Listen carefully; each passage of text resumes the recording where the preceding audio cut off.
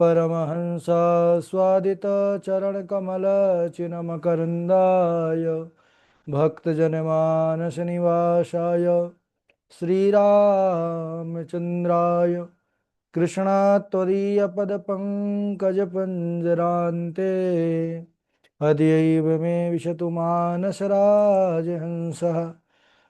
प्राणप्रयाणसमये कफवातपित्तैः कण्ठावरोधनविधौ स्मरणं कुतस्ते नारायणं नमस्कृत्य नरं चैव नरोत्तमं देवीं सरस्वतीं व्यासं ततो जयमुदीरयेत् श्रीलक्ष्मीनाथसमारम्भां नाथयामुनिमध्यमाम् अस्मदाचार्यपर्यन्तां वन्दे श्रीगुरुपरम्पराम् अञ्जनानन्दनं वीरं जानकीशोकनाशनं कपिसमक्षहन्तारं वन्दे लङ्काभयङ्करं भक्तिभक्त भगवन्त गुरु चतुर्नाम वपुएक इनके पद वंदन किए नासद विघ्न अनेक श्री श्यामाजू के पद कमल जब लग हृदय नवास श्याम भ्रमर आवत नहीं तब लगता के पास।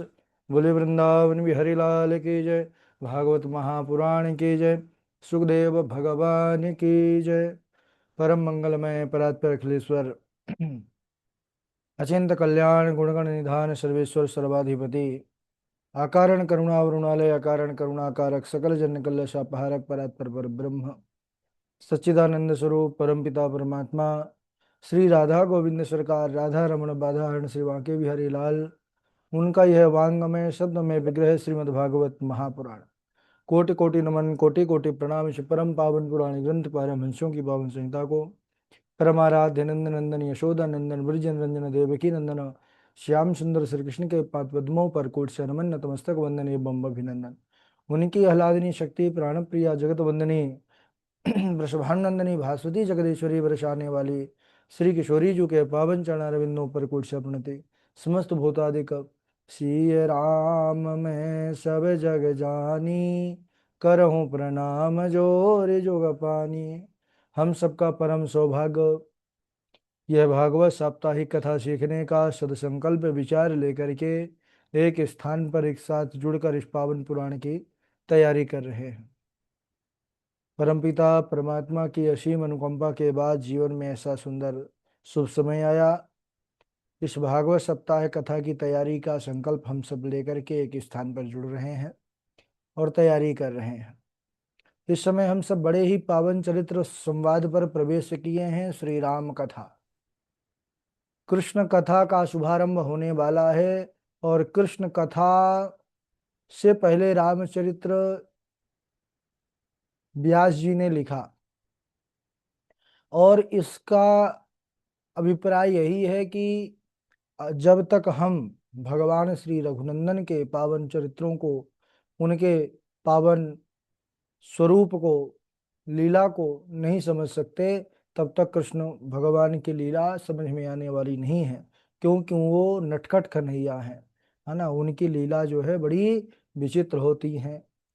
तो यहाँ हम सबने पूर्व दिवस पर जुड़ करके भगवान श्री रघुनंदन जो अपने 4 रूपों में राम लक्ष्मण भरत शत्रुघ्न के रूप में आए, हम सब ने नामकरण की लीला को श्रवण किया था। कैसे गुरु वशिष्ठ आए और सभी चारों भाइयों का नामकरण किए।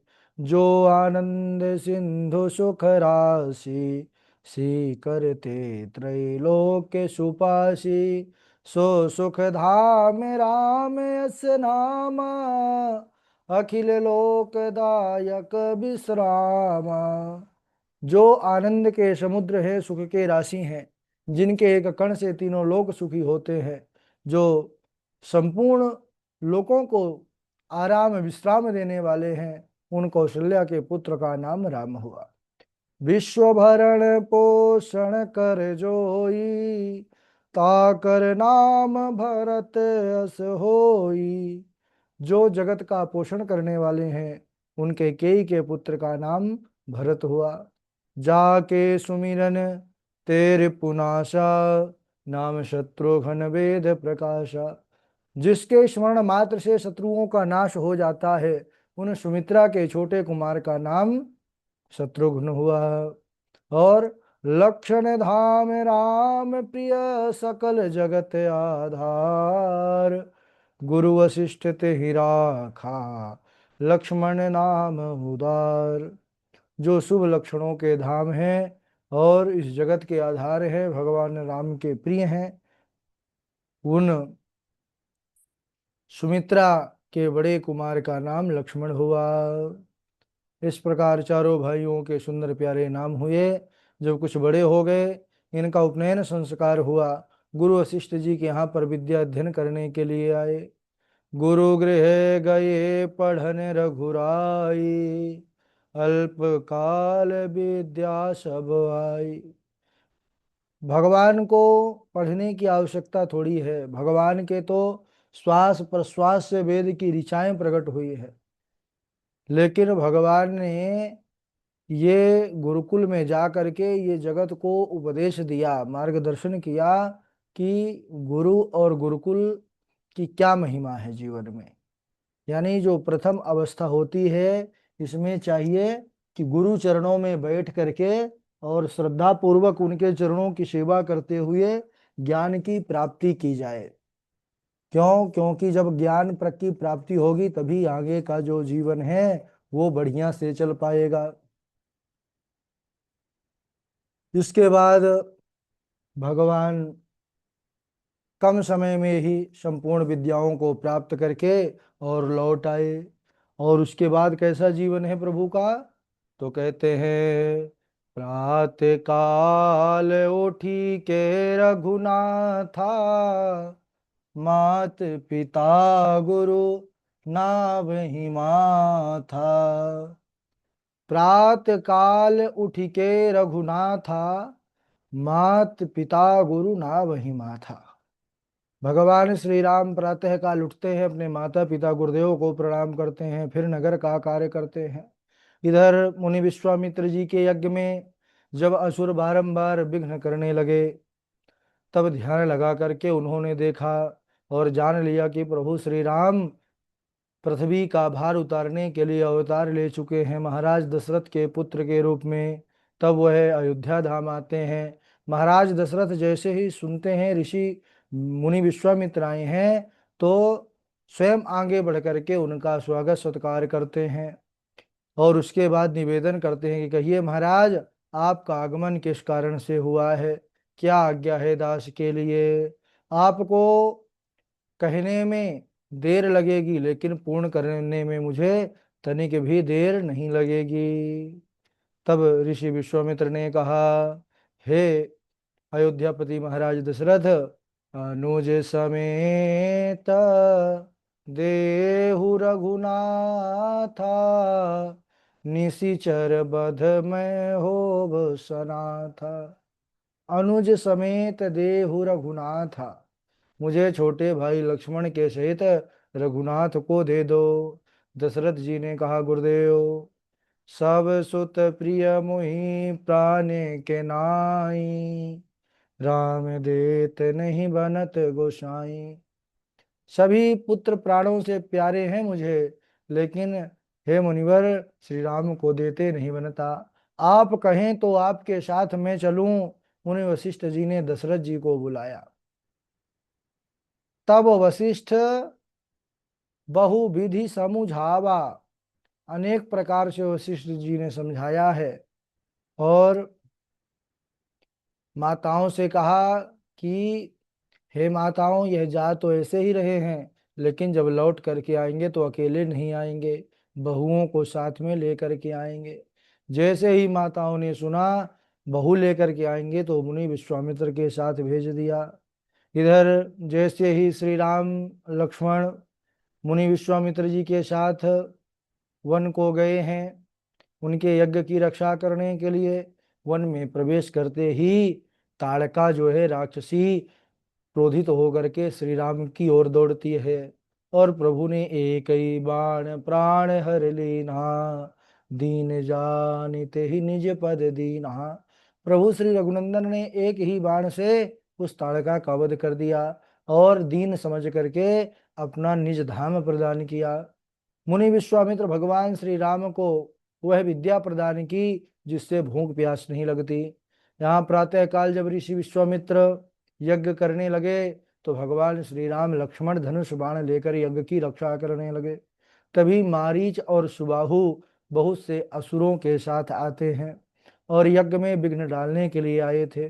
भगवान श्री राम ने सुबाहु का वध कर दिया और मारीच को ऐसा बाण मारा कि वह मरा नहीं, 100 योजन पार दूर जा करके अधमरा पड़ा जो है तो वहां पर गिरा।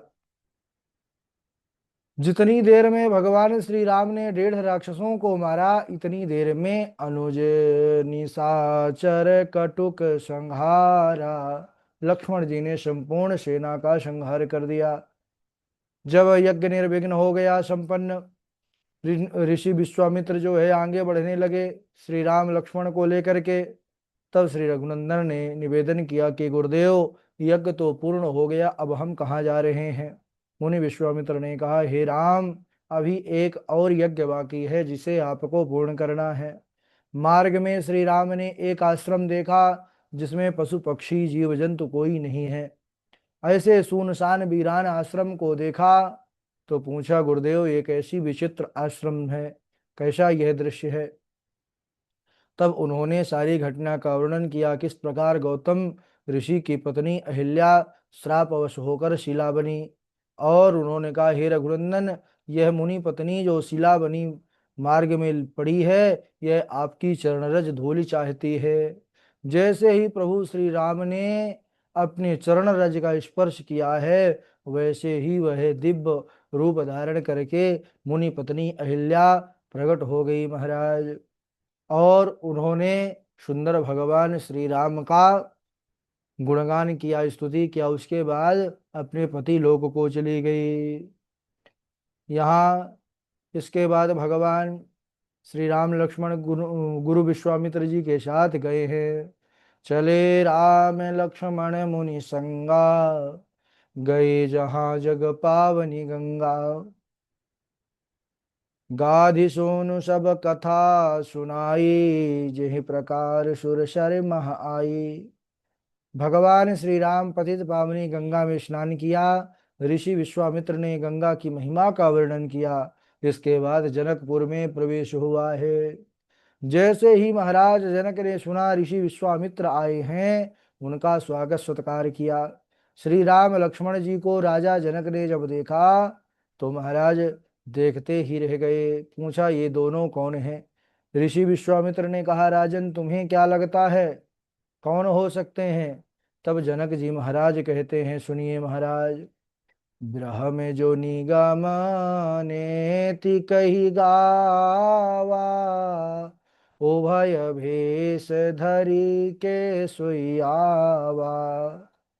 मुझे तो ऐसा लगता है मुनिवर कि वेद जिसका नेति नेति कर गान करते हैं, वही परब्रह्म ही मेरे सम्मुख प्रकट हो गया है। ब्रह्म जो निगम नेति कही गावा, उभय भेष धरि के सोई आवा। क्यों। तब उन्होंने कहा, अपना मत दिया कि हे मुनिवर, इनहि बिलोकत अति अनुरागा, बरबस ब्रह्म सुख ही मन त्यागा। इनको देखते ही मेरा मन जबरदस्ती ब्रह्म सुख का त्याग कर दिया है। मुनि विश्वामित्र ने कहा कि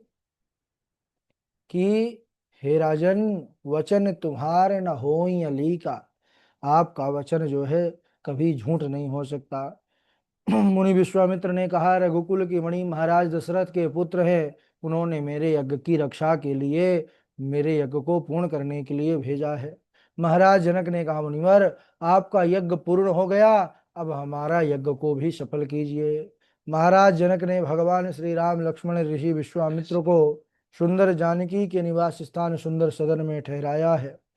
प्रातः काल जब श्री राम पुष्प वाटिका में पुष्प चुनने के लिए आए गुरु पूजन के लिए, और इधर माता जानकी गिरजा पूजन के लिए जाती हैं, तभी एक सखी बाग पर दोनों सुंदर स्वरूप प्रभु का दर्शन किया है और दौड़ी दौड़ी आई और जानकी जी से कहने लगी कि हे सीते, वाटिका में श्याम गौर सुंदर दो कुमार आए हैं। वह श्याम वर्ण वाले तो इतने सुंदर हैं कि मैं उनका वर्णन नहीं कर सकती, क्योंकि जिन्होंने देखा है वह उनकी सुंदरता का वर्णन कर नहीं सकता, और जो कर रहे हैं मानो उन्होंने देखा ही नहीं है। माता जानकी पुष्प वाटिका में श्री रघुनंदन को देखने आती हैं। गोस्वामी तुलसीदास जी कहते हैं कि सीता जी इतनी सुंदर हैं कि वह सुंदरता को भी सुंदर करने वाली हैं। परंतु जब माँ जानकी ने हमारे त्रिभुवन सुंदर रघुनंदन को देखा है तो वह भी मुग्ध हो गई। और जानकी जी माँ गिरजा के पूजन के लिए जाती हैं, हाथ जोड़ करके स्तुति करती हैं। जय जय गिरिवर राज किशोरी, जय महेश मुख चंद चकोरी, जय गज बदन षडानन माता, जगत जननी दामिनी दुति गाता, मोर मनोरथ जानहु नीके, बसहु सदा और पुर सब ही के। हे गिरिराज हिमालय की किशोरी, भगवान शंकर के मुख रूपी चंद्रमा की चकोरी, हे गणपति और कार्तिकेय की माता, आपकी जय हो सदा ही जय हो। आप मेरा मनोरथ भली भांति प्रकार से जानती हैं, क्योंकि आप सबके हृदय पर निवास करती हैं। माता जानकी ने जब इस प्रकार की स्तुति की, माता पार्वती के गले से माला खिसक गई और वह साक्षात जो है दिव्य रूप में आकर आशीर्वाद दे रही हैं। सुनो सिय सत्य आशीष हमारी, पूजहि मनु कामना तुम्हारी, राम सिया राम, सिया राम जय जय राम। हे सीता, हमारा यह सत्य आशीर्वाद है कि आपकी मनोकामना पूर्ण होगी। यहाँ भगवान श्री रघुनंदन राम जब मुनि विश्वामित्र जी को प्रणाम किए तो उन्होंने भी आशीर्वाद दिया, तुम्हारी मनोकामना पूर्ण हो। इसके बाद धनुष यज्ञशाला पर सभी देश देश से आए राजा राजकुमार उपस्थित हुए, और कैसे जो है धनुष को उठाया गया, किस प्रकार रघुनंदन के द्वारा उसका भंजन किया गया, अन्य जो राजा थे कैसे वह नतमस्तक हुए भरी सभा में, वो बड़ा सुंदर प्रसंग है। इसमें लक्ष्मण जी का क्रोध भी है, क्योंकि कुछ जनक जी के ऐसे वचन निकले जिसको लक्ष्मण जी सुन नहीं सके, क्योंकि उसमें श्री राम जी का अपमान उनको महसूस हुआ। तो बड़ा रोचक प्रसंग है, उसको हम अगले दिवस श्रवण करेंगे। आज यहीं तक समय हो चुका है। आइए बारी बारी से श्लोक आप लोग सुनाएंगे। सर्वप्रथम हमारे शुभम जी हैं, शुभम जी के बाद डॉक्टर वैशाली जी हैं, और फिर निरंजन कुमार जी हैं, आकांक्षा शुक्ला जी हैं, जानकी लक्षराज जी हैं, और लवकुश कुमार शुक्ला जी हैं, तृप्ति पांडे जी हैं, कृष्णा जी हैं, हर्षिता जी हैं, और रितु गोस्वामी जी हैं। चलिए स्वागत है शुभम जी, सुनाइए। राधे राधे गुरु जी।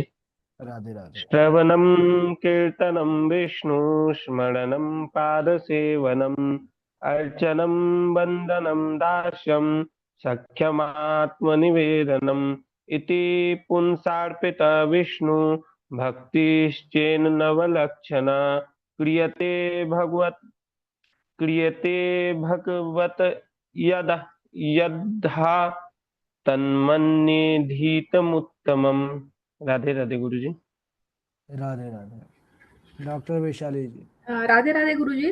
राधे राधे। विप्रधेनु सुर संतहित लीन मनुज अवतार, निज इच्छा निर्मित तनु माया गुण गोपाल, जो आनंद सिंधु सुख राशि, सीकरते त्रैलोक्य सुपाशी, सो सुख धाम राम असनामा, अखिल लोकदायक विश्रामा।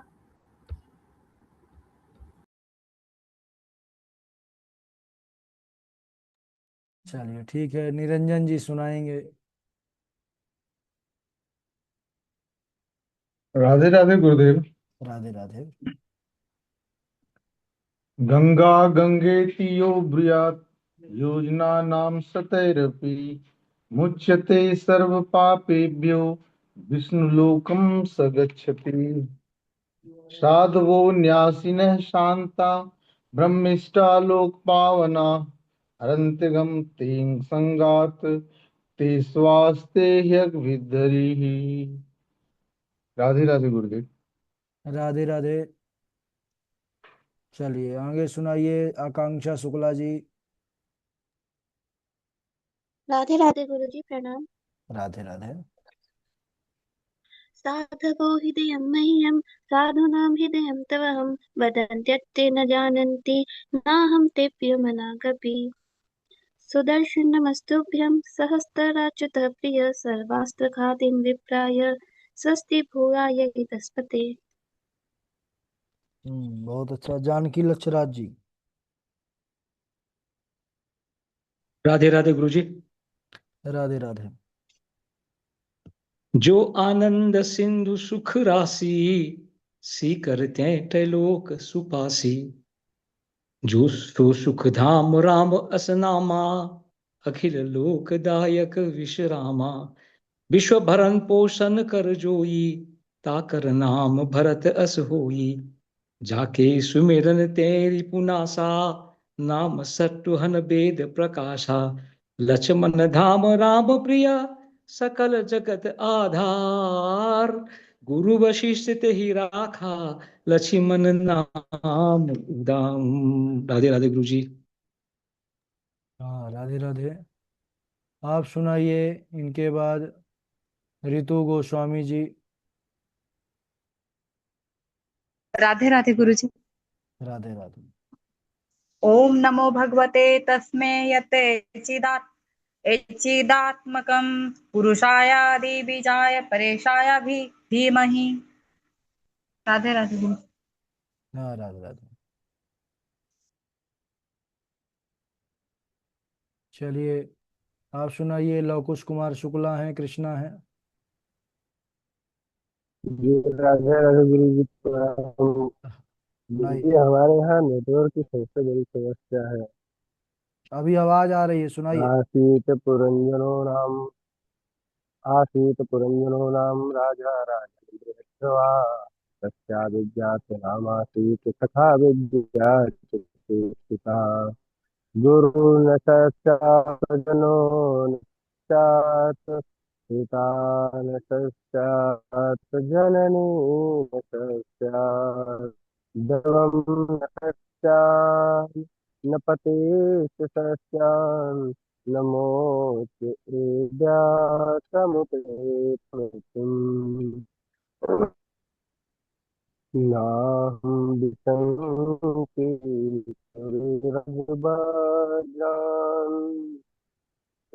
जातशूलां नयमस्य दण्डः नानर्किशोमा निर्वित्तपात्रा किङ्के विषं ब्रह्म कुलाओ माला। राधे राधे गुरु जी प्रणाम। हाँ राधे राधे राधे। राधे गुरुदेव। हाँ सुनाइए। जो आनंद सिंधु सुख राशि सी करते त्रैलोक्य सुखासी। सो सुख धाम राम अस नामा अखिल लोकदायक विश्रामा। विश्व भरण पोषण कर जोई ताकर नाम भरत अस होई। राधे राधे गुरुदेव। राधे राधे। आप सुनाइए तृप्ति पांडे जी हैं शशि तिवारी जी हैं। तृप्ति पांडे शशि तिवारी दोनों लोग व्यस्त हैं। सब लोग सुना चुके हैं ना। हर्षिता जी। राधे राधे गुरुजी प्रणाम। राधे राधे सुनाइए। न शिष्याननुबध्नीत न शिष्याननुबध्नीत ग्रन्थानि वाभ्यसेद बहुन् न व्याख्यामुपयुञ्जीत नारम्भानारभेद क्वचित् यावत् ब्रियेत जठरं तावत् स्वं हि देहिनाम् अधिकं योऽपि मन्येत स स्तेनो दण्डमर्हति स्वायम्भुवः